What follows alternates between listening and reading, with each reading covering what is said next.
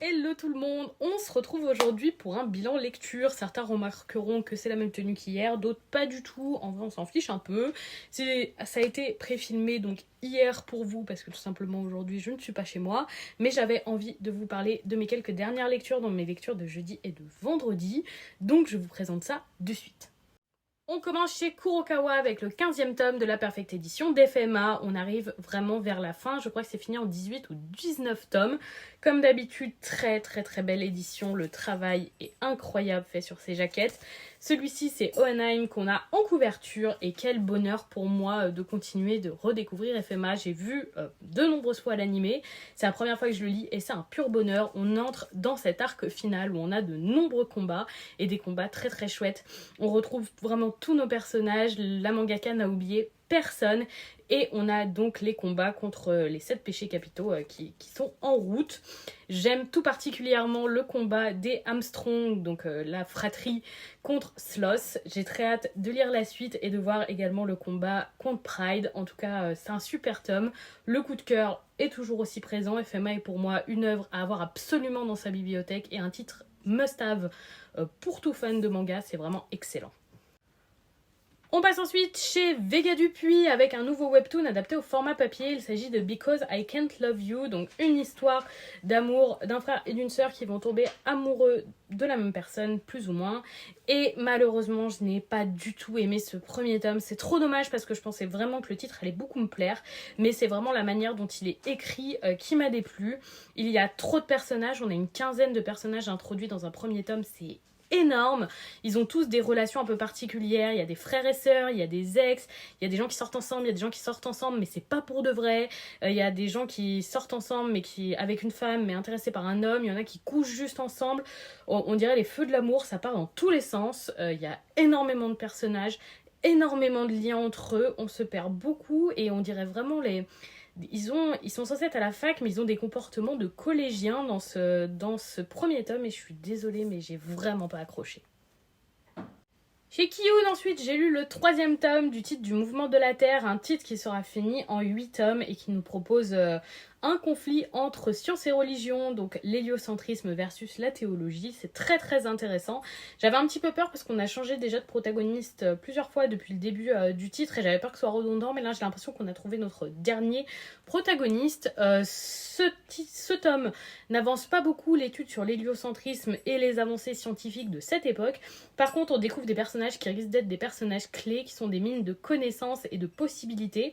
Et je pense que vraiment ça risque de beaucoup me plaire si on garde ce cap, en espérant quand même que l'intrigue avance enfin dans le prochain tome, parce que là ça y est, on nous a mis tous nos personnages en place, tous les éléments, et là j'aimerais bien qu'on avance, mais pour le moment c'est plutôt du positif.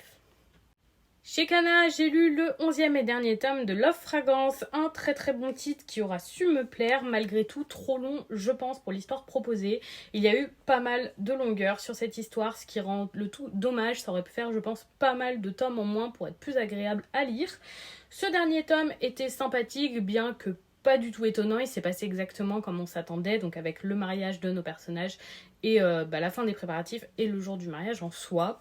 Aucun accroc, tout s'est passé comme on s'attendait, c'était mignon, voilà, c'était agréable à lire, mais dans l'ensemble c'était pas une lecture exceptionnelle. Ça reste un bon titre, j'ai pris du plaisir à le lire, mais je pense que dans la gamme Life, il y en a finalement que j'aime beaucoup plus que celui-là, peut-être à cause de ses quelques longueurs et des fois de la banalité de l'histoire, malgré un sujet de l'acceptation de soi et des autres qui est très bien abordé. Ça reste une bonne lecture et j'ai pris du plaisir quand même.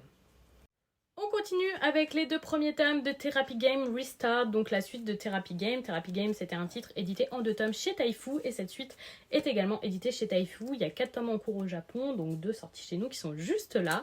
Le premier nous remet bien l'univers en place, on redécouvre le couple et on voit les petits progrès qu'ils font petit à petit, mais j'ai surtout beaucoup aimé le second tome qui nous a permis de découvrir un peu plus le métier de ce personnage qui est vétérinaire, et j'ai beaucoup aimé les moments passés à son travail où on a pu découvrir pas mal de choses et ça a bien apporté au récit. Maintenant on voit qu'ils avancent ensemble et qu'ils ont des projets à deux. J'attends de voir dans le prochain tome si tout ça s'accélère un petit peu. En tout cas c'était très appréciable et franchement moi qui lis de moins en moins de yaoi et qui suis de plus en plus difficile là-dessus, je les ai trouvés très bons. On finit ce bilan avec un one-shot de chez Nobinobi. Il s'agit de Stitch Aventure à Okinawa. J'avoue que j'avais hâte de lire ce titre parce que j'avais été super agréablement surprise par Stitch et le Samouraï, qui a aussi édité chez eux, mais en 3 tomes. Et malheureusement, celui-là ne m'a pas convaincu. Il est beaucoup plus enfantin. Je pense qu'il s'adresse à un public très jeune, trop jeune pour moi.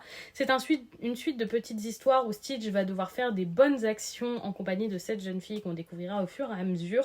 Et effectivement, c'est trop enfantin pour moi. J'avais justement été agréablement surprise par l'autre titre Stitch, édité chez Nobinobi, parce que justement, il me semblait pas adapté juste aux enfants.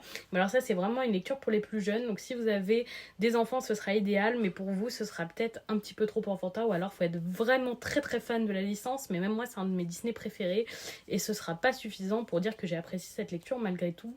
C'était pas assez mature à mon sens.